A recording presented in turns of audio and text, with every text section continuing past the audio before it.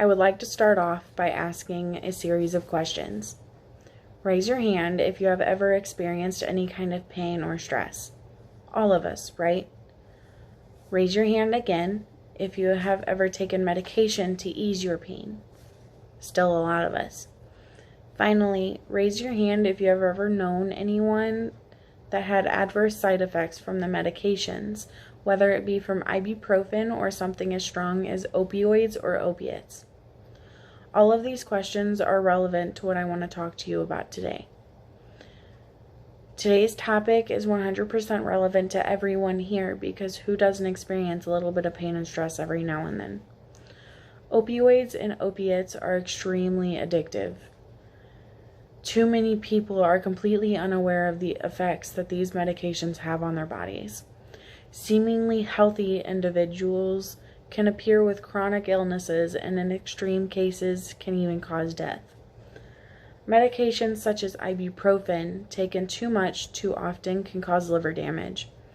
And something as simple as an anesthetic cream used on infants for basic procedures can cause adverse side effects as well. Music therapy is a great alternative for pain relief. However, few people really know what music therapy is and how it benefits those that participate. It's great to deal with pain without having to worry about all the damaging side effects of medications and worrying about damaging yourself or your child. I first became interested in music therapy, music intervention, when I was in high school. My little sister was born with a chromosomal abnormality. She is missing a chromosome. Her syndrome is called velocardiofacial syndrome. This caused her developmental delays. She doesn't retain information as quickly and easily as other students do. However, when she started 6th grade, she decided to join the school band. After trying out mouthpieces and getting recommended a few instruments by her instructors, she decided to go with percussion. After 2 weeks of starting practices, she already had the keys down and could read basic music. Seeing how fast she learned the music and figured out how to coordinate the keys with the notes was amazing. Comparing how easily she learned music with other subjects such as math and science, there was a huge difference. Observing the way music affects special needs children rather than it does individuals who are seemingly healthy was really life-changing. As for overuse and side effects of medications, working in a hospital, I see a lot of overdoses and addiction that is caused by doctors prescribing medications unnecessarily. I also see quite a few patients with liver damage that's caused from taking medications such as ibuprofen too much and too often. After reading an abundance of articles and studies, I would like to share what I learned about music therapy and how it's used on children with disabilities and premature infants. Specifically, I would like to inform you of the risks and show you that music is a very useful and effective alternative. With all this information, I hope to change the way you see music and medication and persuade you to use music when you or a loved one is feeling pain, stressed, or needs developmental assistance.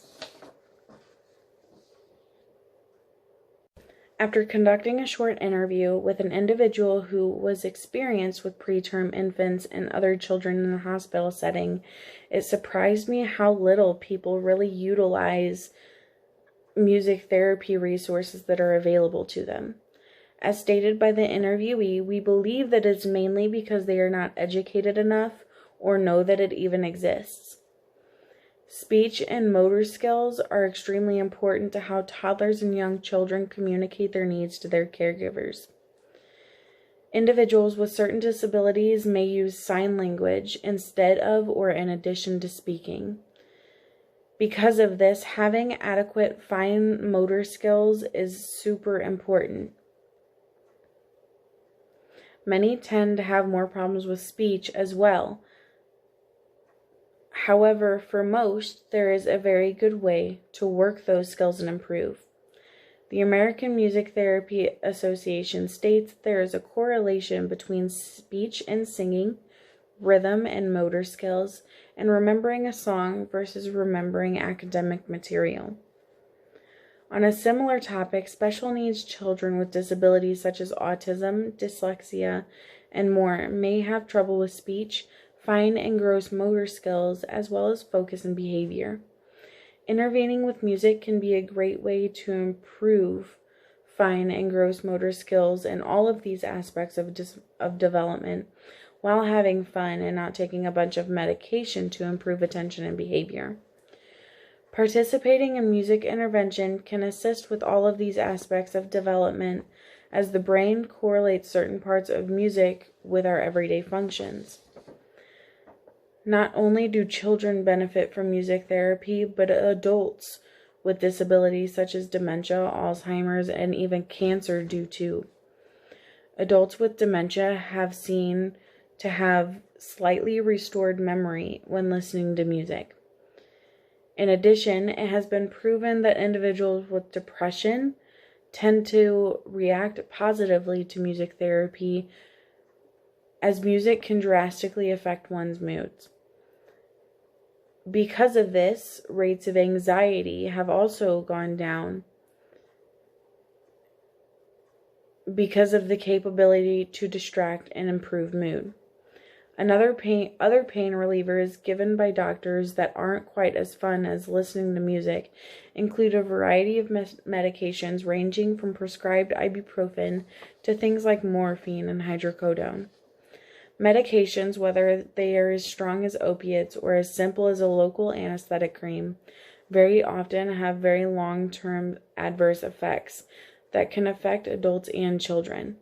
These side effects can be as small as some minor irritation to high chances of overdose, sedation, and changing breathing patterns that can be extremely dangerous and possibly deadly.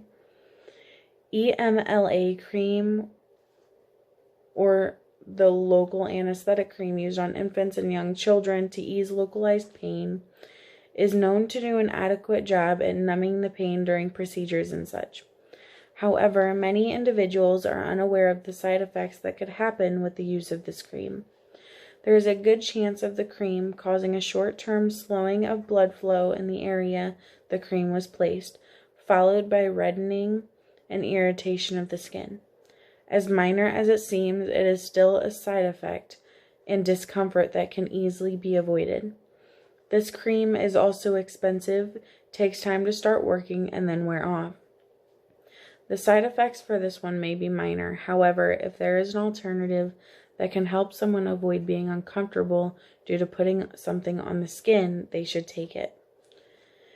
These next ones have quite a few more consequences to taking them, especially when mixing with other drugs or taking too many. Because acetaminophen or ibuprofen can be purchased over the counter in many different forms, such as liquid tablets, chewables, regular tablets, or regular liquid, the chances of overdosing are increased, especially in children. The chances increase even more when it is taken with other medication.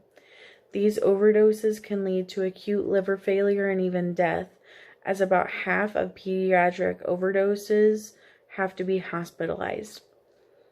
This is a very scary thing to hear, knowing that I can accidentally put my child in more pain and suffering by giving him medication that is meant to stop his pain.